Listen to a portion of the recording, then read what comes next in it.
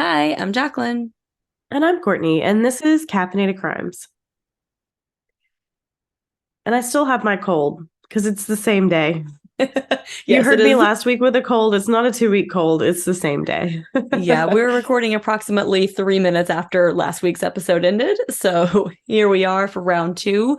And I also was like proud of myself because I had something planned to say. And then the second Courtney said, "This is Caffeinated Crimes," my brain just went blank. So I'm glad you said that and gave me time to catch up with my brain. To let the Um, hamster start rolling. Exactly, exactly. So we've mentioned this many times at this point, but it's always at the end. So I'm going to mention it here at the beginning because maybe y'all don't listen to the end. Maybe you hear, the end of the episode and then you're out, or maybe you wait till the end of the perk of the week and then we start giving our little spiel at the end and you're like, okay, next. But we are going to be at CrimeCon at the end of Mm-hmm. September. So if you guys are going to be there, let us know because we would love to meet you. We'd love to see you. Let us know who you're excited about, seeing and hearing and all that good stuff if you guys are going to go to CrimeCon as well. But just want to put that out there at the beginning of the episode if you don't Mm-hmm. listen to the end and did not know that. So, And if you want to do one final last Hail Mary and email them and say, why is Caffeinated Crimes not on Podcast Row? Go yes, ahead and do it because I'm holding out hope to the last second that they'll reimburse us for our tickets.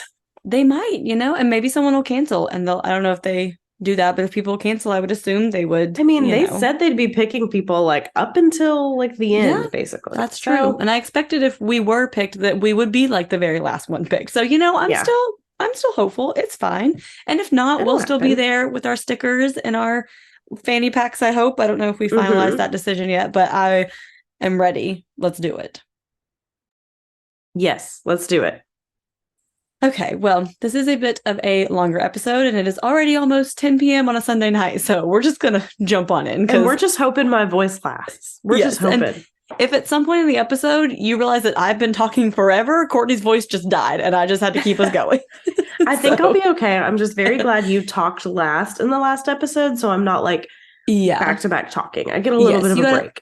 a little break here. So hopefully your little voice will hang on till the end. Let's hope so. Yes. But we do want to, at the top of the episode, give a trigger warning for child death as well as sexual abuse. So if this is an episode that you would rather not listen to, we will see you next week or skip to the end if you want to hear some perks of the week and probably a crime con mention again. That's what we're here for. So our sources for this week include an episode of People Magazine Investigates, Season 6, Episode 1, Groene Family Massacre, a Fox News article, a crimemuseum.org article, Seattle Times article, and an article from NBC News. So, Coeur d'Alene is in northwest Idaho, nestled in the foothills of the Canfield Mountains. It's a very small town with a population of only about 35,000 people. It's very beautiful, kind of like a hidden gem. There's a lake and resorts. So, Darlene Torres grew up in Coeur d'Alene, and she decided to raise her daughter Brenda there too. So, Brenda was the oldest of four girls, and all four children were raised in Coeur d'Alene. And Brenda cared a lot about looking her best, putting her best foot forward.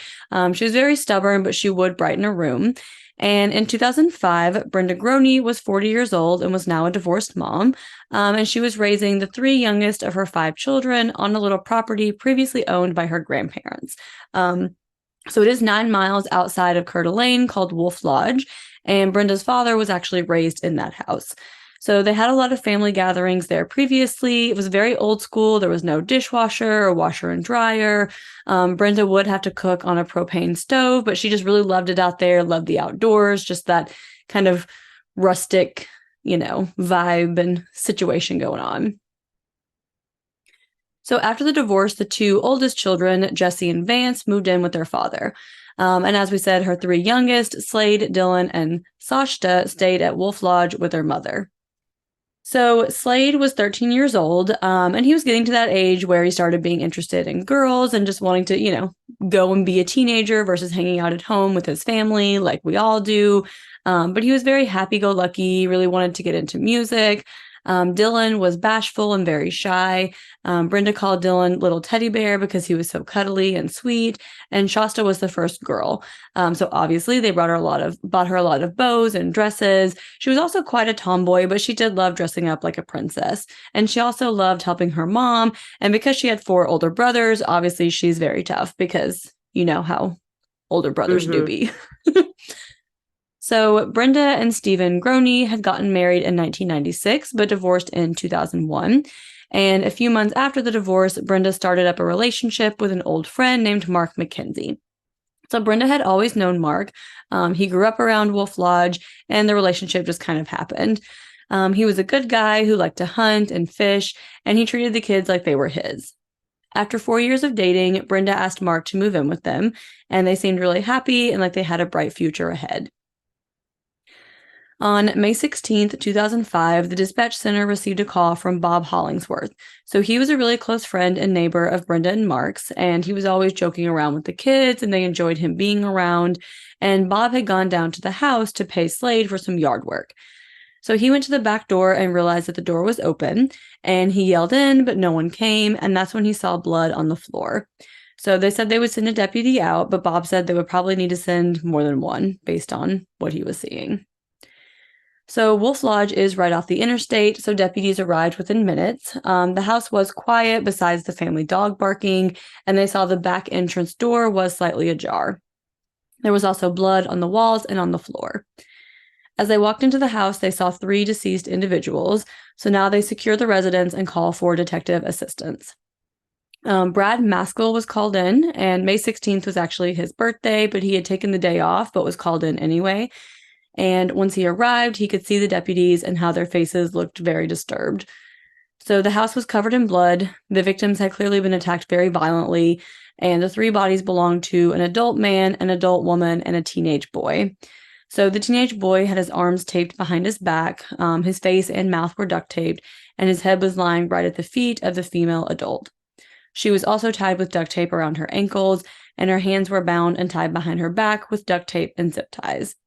The adult male was in the living room, and his feet were at the female's head, and his hands were also bound with zip ties and duct tape, and each of the victims had multiple bludgeoning injuries to their heads. So the first deputy on the scene knows the Groenes and immediately recognizes Brenda, Mark, and Slade as the victims. He knew there were also 2 younger kids, so investigators searched the house for 9-year-old Dylan and 8-year-old Shasta, but there were no signs of them. There were quite a few firearms in the house, especially upstairs, but none of them were taken. And firearms are commonly stolen in house robberies, so they're not really thinking that this is a robbery gone wrong at this point because the guns were still there. So with 3 people murdered and 2 children missing, Kootenai County calls for support from Idaho police and the FBI. Broadcast news came quickly to the house to start filming the scene, and Darlene turned on the news and saw they were talking about 3 people being killed at Wolf Lodge, and she just couldn't believe it. So she got a hold of the police, and that's when they said they had identified Brenda, Mark, and Slade. Then the officer said that Dylan and Shasta were missing. So this was now their top priority. The families confirmed that they weren't at their dad's house or staying with any other family or friends.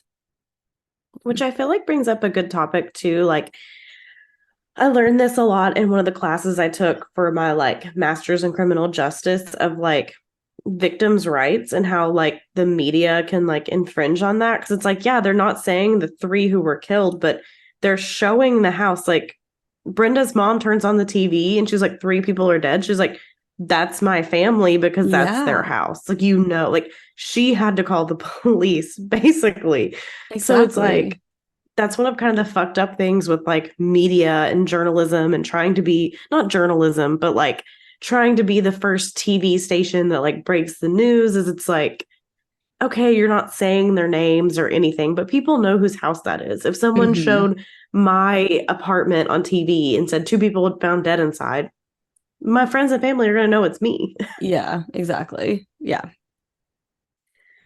So investigators hoped that maybe they had just been able to escape the house, and so they start searching the area surrounding the home. They had search teams on horseback, on foot, using search dogs, but there is so much mountainous area there that it just made it really hard to search. They did put out an Amber Alert as well. Like we said, Wolf Lodge was right next to the interstate, so it could be easy for the suspect to quickly get on the interstate and be somewhere else. And while the search is on for the children, they start to investigate the crime scene. So based on temperatures of the bodies, they believe the victims were killed less than 24 hours before. And the way they were killed seemed almost like a signature, with like the bounding and the bludgeoning, like some very specific, themes among them.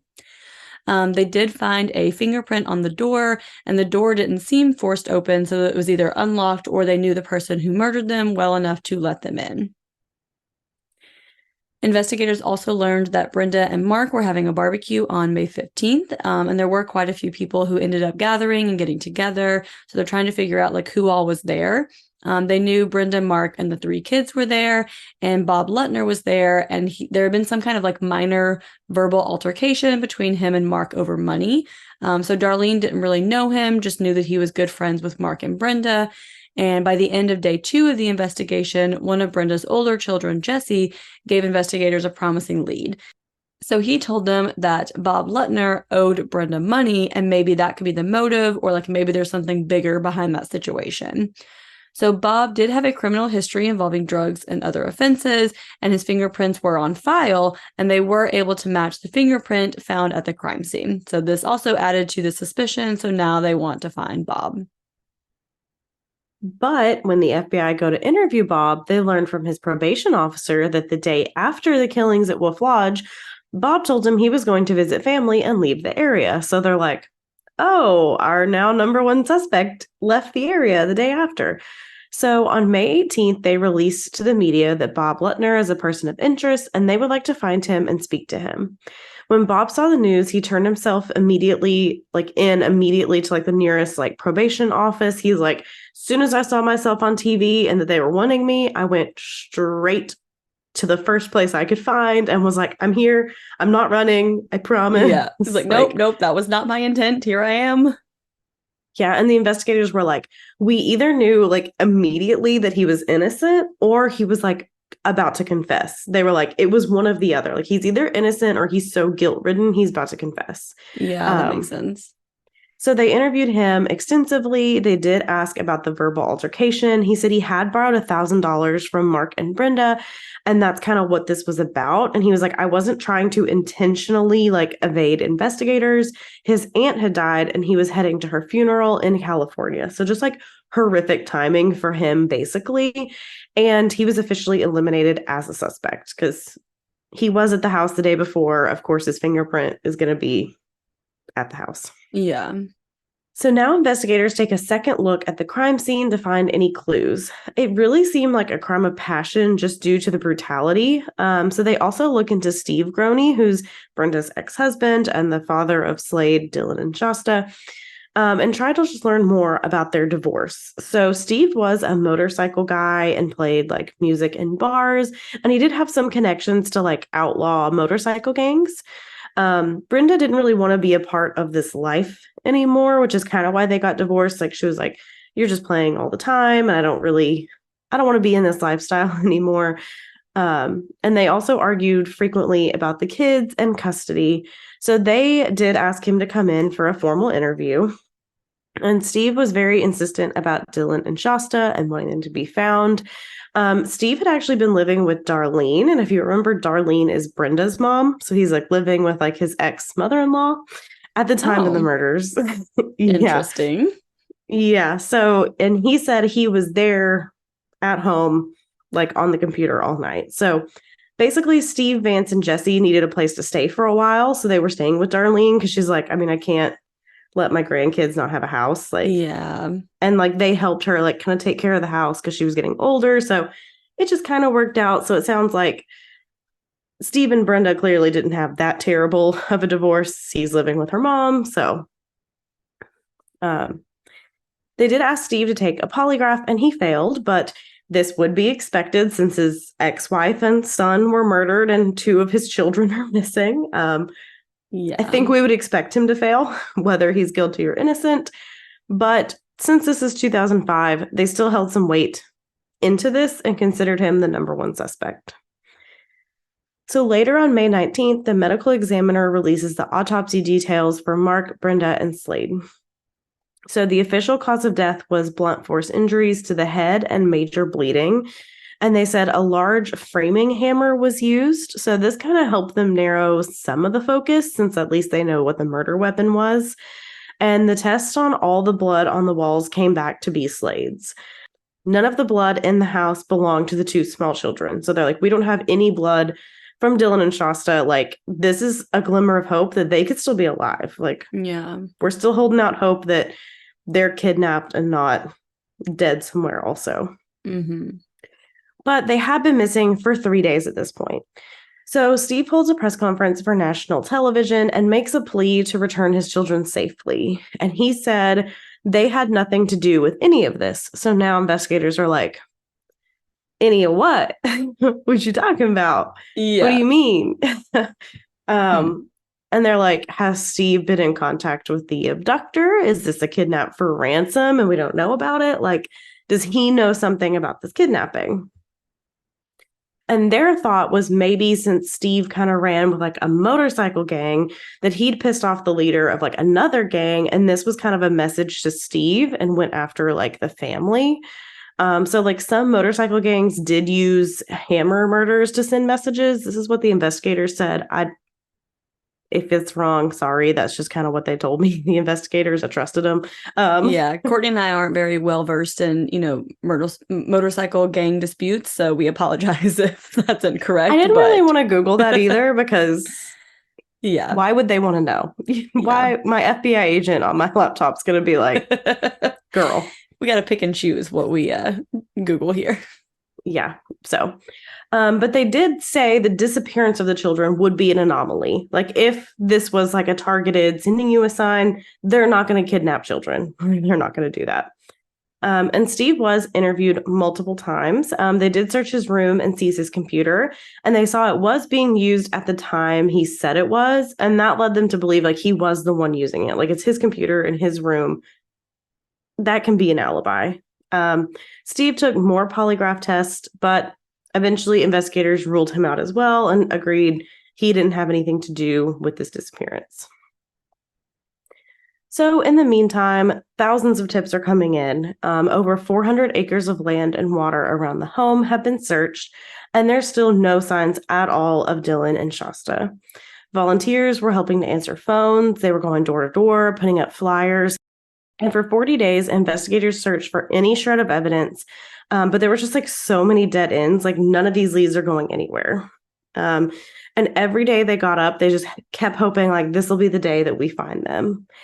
And on July 2nd, police received an interesting 911 phone call. So a manager at Denny's in Coeur d'Alene called in saying a little girl was there with a tall gentleman and she looks so much like Shasta. And this Denny's sat right off of the highway. Amber Peace was working and noticed during her shift the man and little girl sitting in her section. She said it was like 1:30, 1:45 in the morning, which is strange. Like Shasta's 9, like well, the little girl looked 9. Like that's pretty late for a little kid to be up. Yeah, for sure. She said she walked over to say hello and everything felt off. She was like, the hair just kind of stood up on my body. Like something was just not right. The little girl was filthy. Her clothes were filthy. Her hair didn't look washed. And the little girl just wouldn't respond. And the man would not take his eyes off of her. So he just stared at the little girl the whole time. And that's when Amber's like, I know this girl. I recognize her from the news as being Shasta. So she immediately reports it to her manager, and her manager calls 911 and local police are dispatched. So Amber knows like it's going to take them 6 to 8 minutes to get here. So I'm going to have to stall them and go back out there and make sure they don't leave. And he actually did get up and like try to walk away. And he said he wanted to check. So she went back there and kept pretending like she was having issues. She was like, I can't get the ticket to print. And he's like, I'm trying to hurry. And she's like, so sorry, I don't know what's happening, like playing dumb, like I don't know, it's just not working. Which is just like good for you, lady, to like really be like, okay, like I have to, what can I do here to like help save this girl? Yeah. Finally, the officers entered the Denny's, and officers also were like, you're right, this is Shasta. They did ask what her name was, and she said Katie.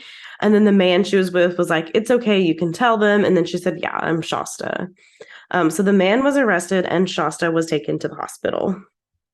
So police identified the man as Joseph Duncan, and he had a Jeep Cherokee that was a rental and had been stolen, and he had a Fargo, North Dakota address on his license. So they run his name through the database, and he's currently a fugitive on molestation charge out of Minnesota. And they find out he's a level 3 sex offender. So a level 3 sex offender is someone who's committed like the most serious of sex offense crimes and is considered to be at a high risk of reoffending. So they're like, adding up. It's adding up. What's happening here? Like, things are making sense. Mm-hmm. Yeah. And Duncan had a long criminal history dating back to his youth in the 1980s. He'd grown up in Seattle, Washington, and like Tacoma, Washington area, kind of between those two. He was raised in a family with a very strict religious mother with a lot of stern discipline, and he began committing offenses and sex offenses at a very young age. He was actually prosecuted as 17 years old for sexually assaulting a 14-year-old boy.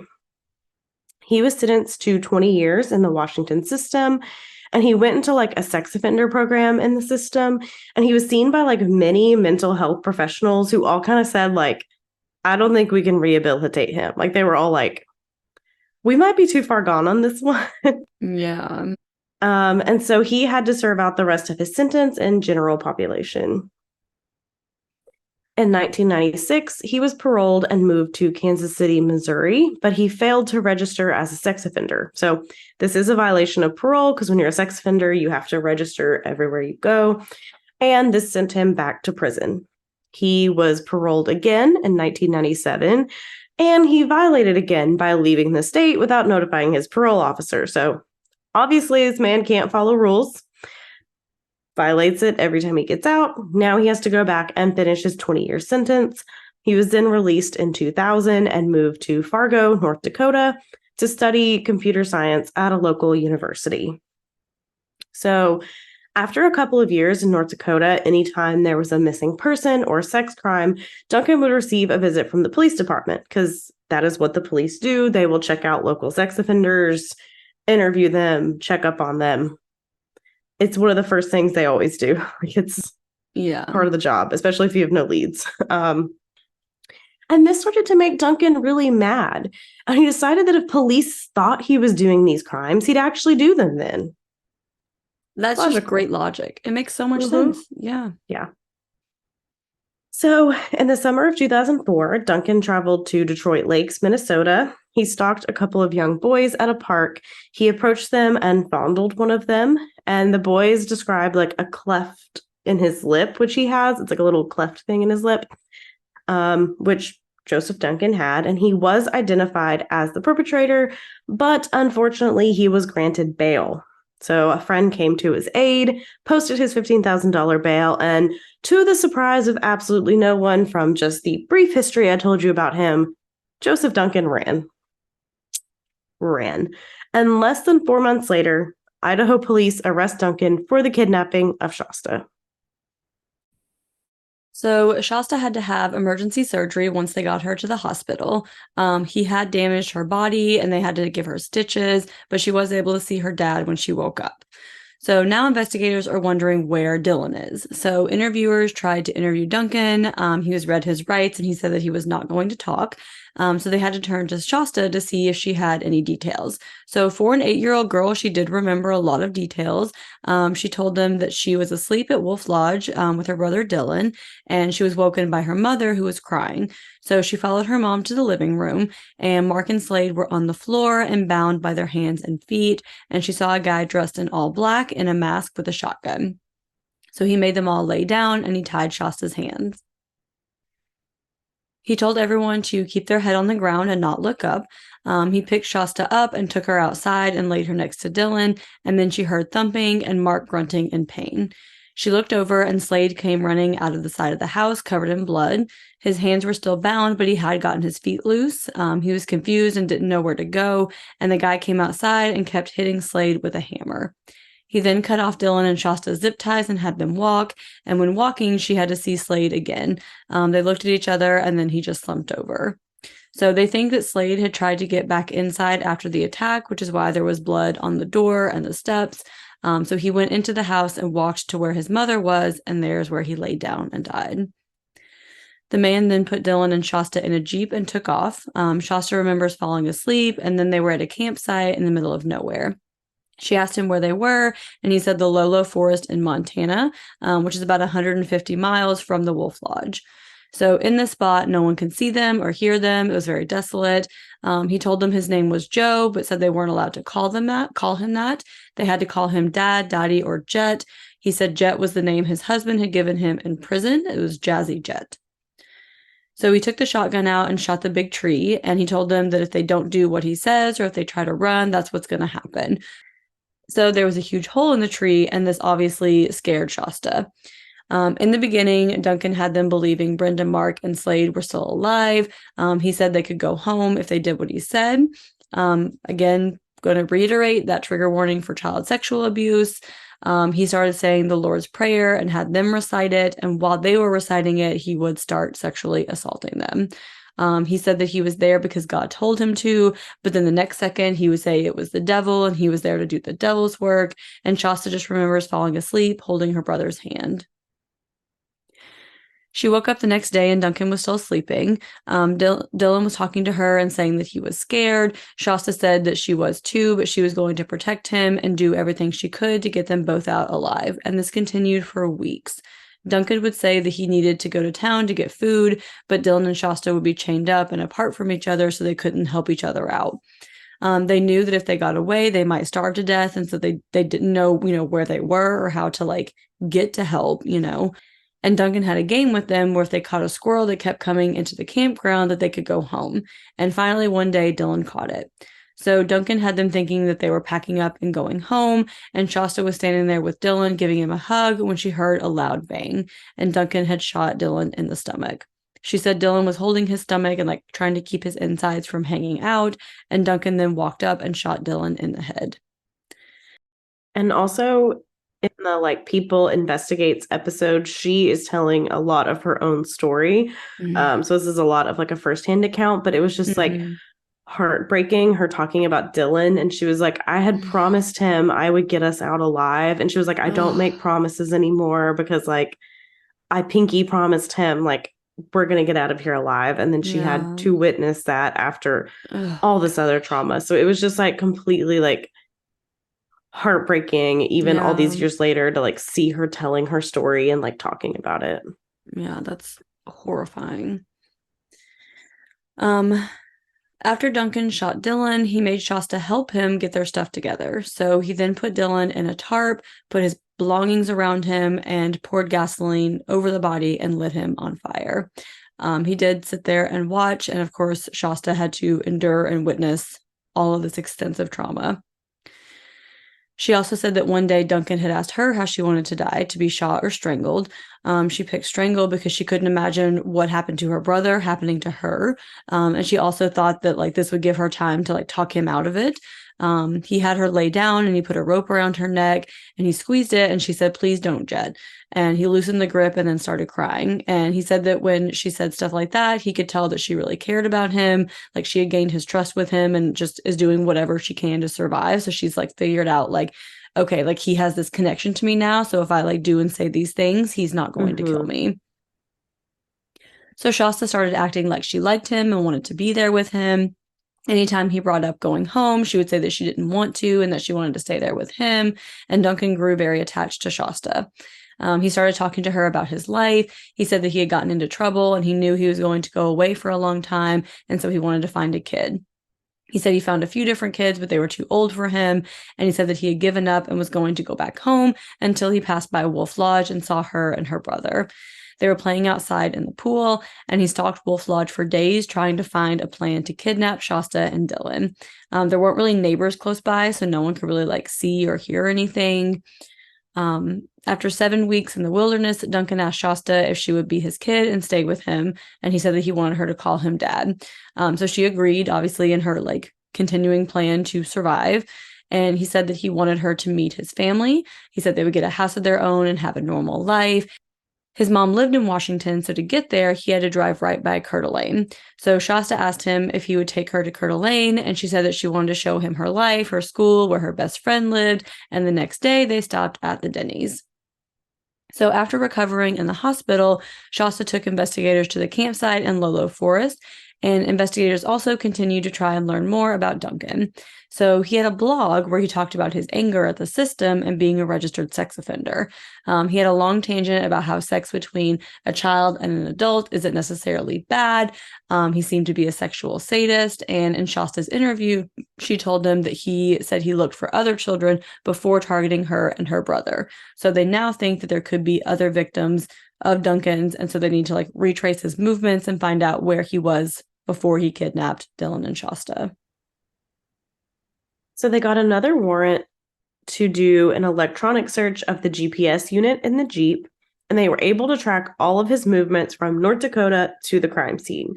So in the car, you could kind of set like waypoints on certain areas, like kind of mark stuff so that you could like come back to it. And he had set them in various locations. So now they're like, we need to try and see like what these spots are. So there were 33 different waypoints, and many of these waypoints ended up being like potential targets. So basically what he would do, he'd pass by a residence in like an isolated area where children clearly lived, like there's a swing set in the yard or, you know, toys, a kid's bike, anything like that. And he would mark it on the Jeep. So that way he could come back and like stalk the area, basically. And it's clear that his plan all along was to kidnap a child and sexually assault them. And this was his, like, quote, revenge on society since he was labeled a sex offender. Duncan had also told Shasta about other crimes he'd committed in other states they had never caught him for.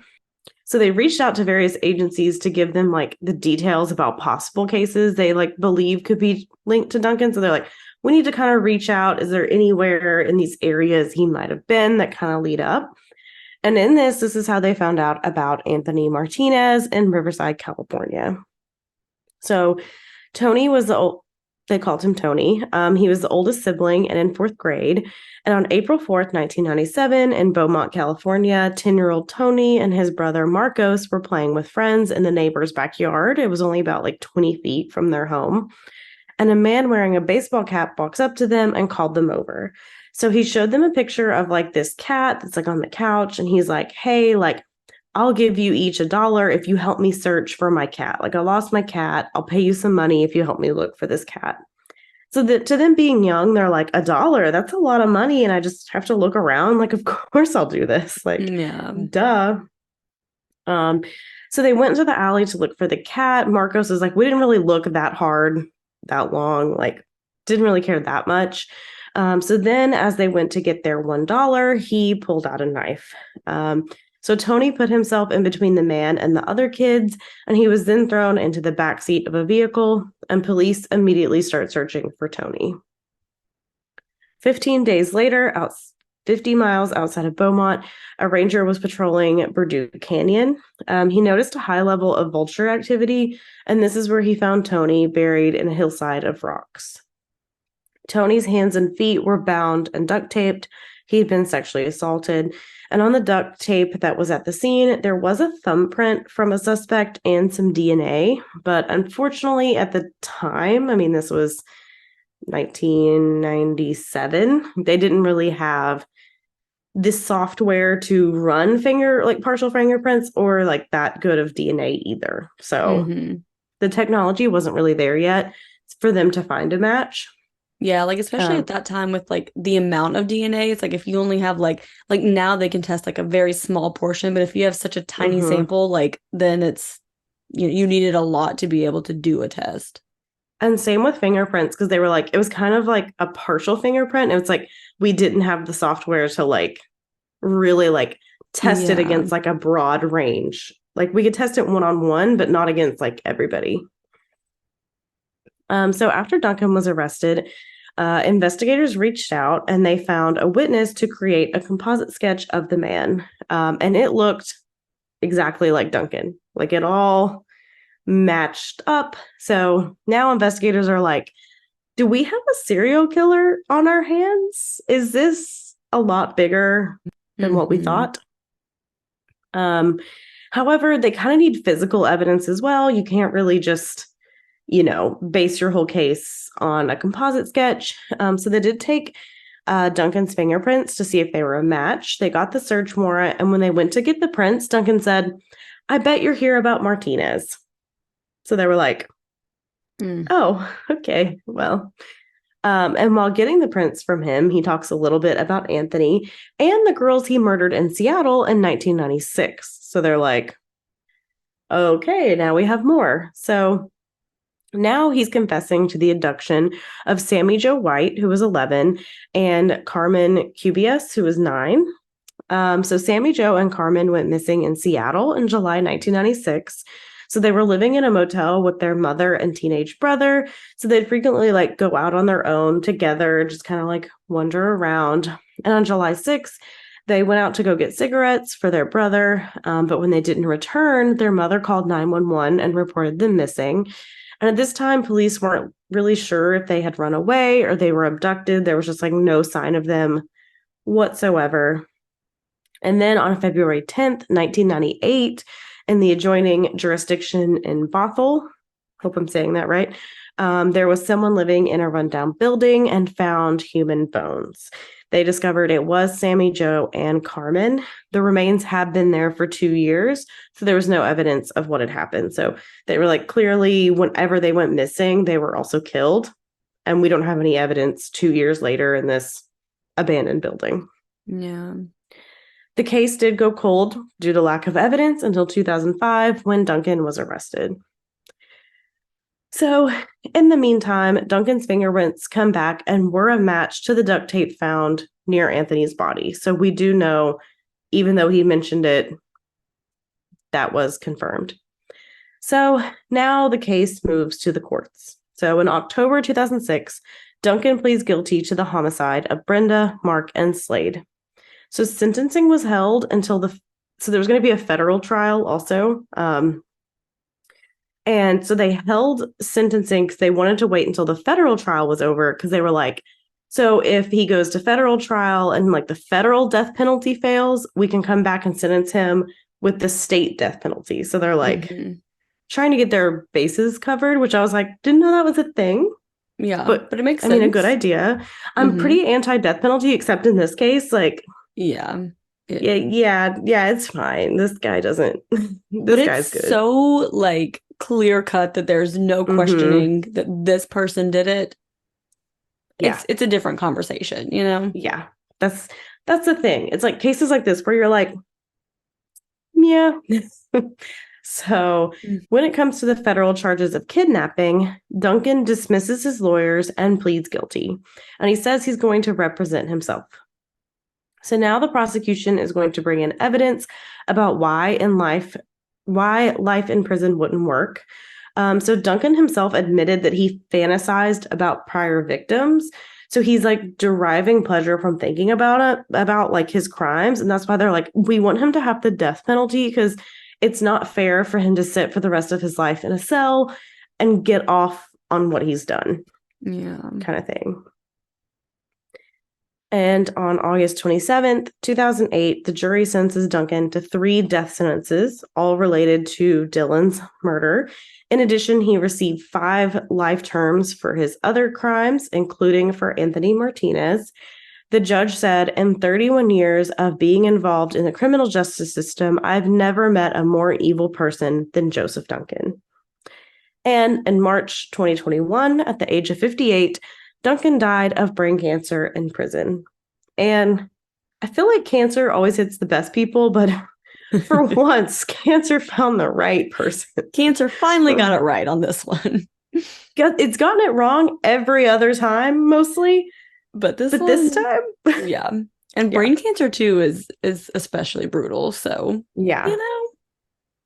Universe was responding this time. He's still, because we know the death penalty also takes forever to get there. So, I mean, still 2008 to 2021, but, So Shasta likely saved many lives by being so strong and convincing him to go back to normal life and get him back into civilization where someone could find her. And Duncan should have never been put on bail and allowed to leave. Shasta did struggle afterwards, which is, I mean, completely understandable. But she said she just really hated going to therapy and talking about it. Like she felt like she just kept having to like relive it, and people were only seeing her as like what happened to her.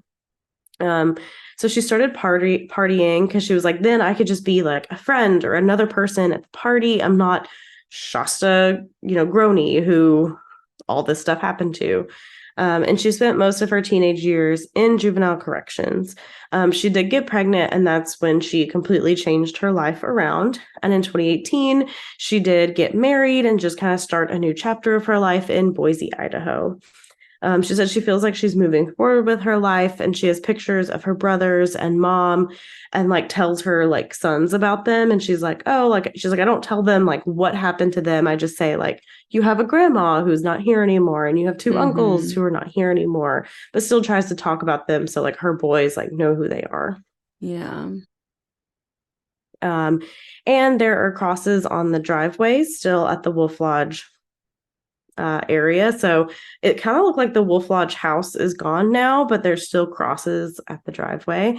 And if this story sounds a little bit familiar, we did briefly touch on it in our original Vigilante Justice episode, which was episode 13 of our entire podcast. When I looked it up, I was like, we did that early?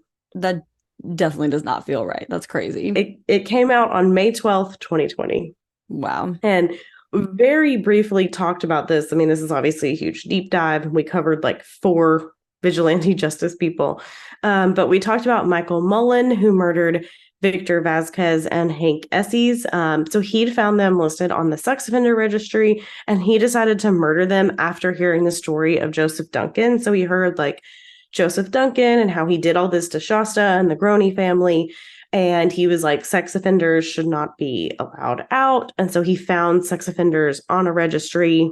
It lists their address, and that's when he went and murdered them. So, and from the notes on the original episode, it said Victor and Hank were showing signs of like rehabilitation. I don't remember exactly what their crimes were, but not as severe as Joseph Duncan, because we were trying to be like, don't go kill people on the sex offender registry list. But so if it sounds a little bit familiar, that is why. But that is the murders of Mark McKenzie, Brenda Groene, Slade Groene, Dylan Groene, Anthony Martinez, Sammy Joe White, and Carmen Cabias. And the torture of Shasta Groene. Yeah, who knows how many others? Like, there's probably more. Oh, yeah. Especially, like, someone who's this evil and would do these types of things. Like, how many times has he done this where it hasn't been reported or he hasn't been caught, you know? Especially since he's, like, moved around a little bit. And how many children has he sexually assaulted and affected their life forever? Because that affects your life, especially as, like, a young kid. And, like, the fact of him being like, oh, I saw some other kids, but they were too old for me. I'm like, that is disgusting. You're disgusting. And like driving around, like intentionally, like looking at houses that have children and like telling them like, oh, like I just saw you guys playing outside. And then I started stalking your house to literally like do this entire crime in order to kidnap you. And how terrifying it is to be like, oh, I see like a swing set in the yard, so now I'm going to stalk this house. And it's like, people are just trying to provide their kids with like a good backyard, and now like creeps like this are exactly. And like you said, like he never should have been out on bail after like continuing to like reoffend so many times. And I don't understand how he was allowed bail for that. Like you keep violating your parole, and they're just like, yeah, we can give you a bail again for 15 grand. Like what? Like it's insane. Yeah, insane, like, horrific. This is just an absolute garbage of a human being. This one was rough, like researching it and like seeing Shasta like telling her own story, because Kevin was like, why are they making this girl do this? And I was like, I'm sure she maybe wanted to like tell it herself versus someone else, but I was like, it's horrific. Yeah. Okay, like we said, always an awkward transition, but to give you guys a little something happier. This is why we do the perks of the week. It's a weird transition, but I mean, if we didn't, then it would just be like, okay, well, bye, see you next week. And I know, I would just go cry in my bathroom. Yeah. So this is as much for us as it is for y'all to just have a little bump up. So Courtney, what is your perk of the week? So we do not all leave in a puddle of tears. Yeah, I mean, we probably are anyway, but yes. So my perk of the week is Vanderpump Rules. So I have started watching it because of Scandival. I'm sure a lot of people have heard about that, about this huge scandal with a guy named Tom Sandoval. So it's Scandival. And I'd never watched any of the show. I didn't know any of this. And then I was like, I guess I got to start from the beginning and start watching it so I can understand what's happening.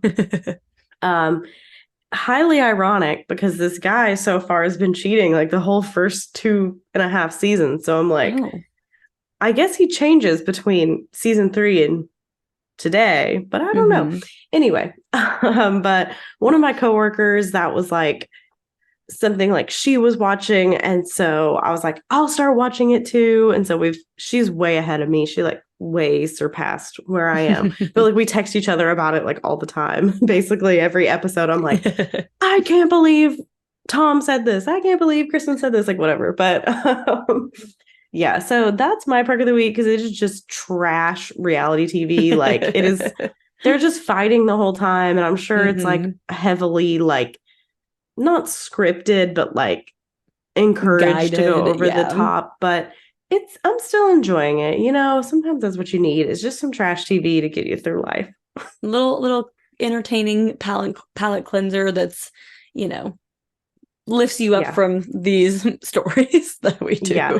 Although sometimes I'm like, is this making it worse? Because like apparently my coworker, she said her husband was like, is this why you're getting really depressed is watching this show? But she's gotten like her whole family into it. So yeah, it's, I don't know. I gotta love it. It's just sometimes you need that. And I just want to know what all the people are talking about. I have a horrible FOMO and I just need to know what's going on. So that is my perk of the week. Jacqueline, what is your perk of the week?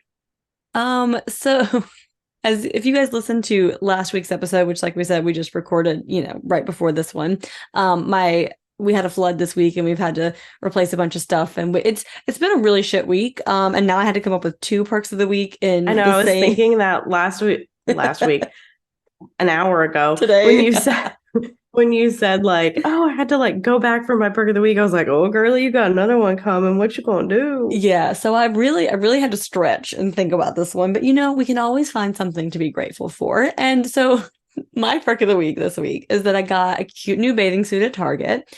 And I went into Target. I was looking for some shorts and a bathing suit, and I picked up one single pair of shorts because I didn't really like any of the others, but I found one pair that I liked and a bathing suit top and bottom, and they all 3 fit, and I liked all 3 of them, and I bought all 3 of them, and that never happens. Which like never happens. No, never happens. Like it was just such a super simple, like, oh, this is great, put it on, fits great, buy it, done. I was like, wow, what is this? Yeah, that's like I wanted to buy a pair of shorts at Old Navy, and we went to shop at like Opry Mills in Nashville, and I was like, oh yeah, this Old Navy is gonna be chef's kiss. And I walk in the pair of shorts. They only had a 2 and a 4, and I was like, "You girl, maybe not." That, you girl. So I just had to order them online. Also, like, are high-waisted shorts not in anymore, or does Target just not have them? I don't think. Go to Old Navy. Old Navy has high-waisted shorts, but I don't think high-waisted in general is in style right now. It's like low-rise is back. But crop tops are still in style. So how are we wearing our crop tops if we can't be wearing our high-waisted pants? It's back to the early 2000s where you're just showing everything. Oh God, you just like the whole midriff. I gotcha. But and as a chunky Barbie, that's not happening. So it's not happening. Oh gosh. But I do because like the Old shorts Navy's pretty good about having like all different like heights of both jeans and shorts. So they're pretty good about having like high-waisted.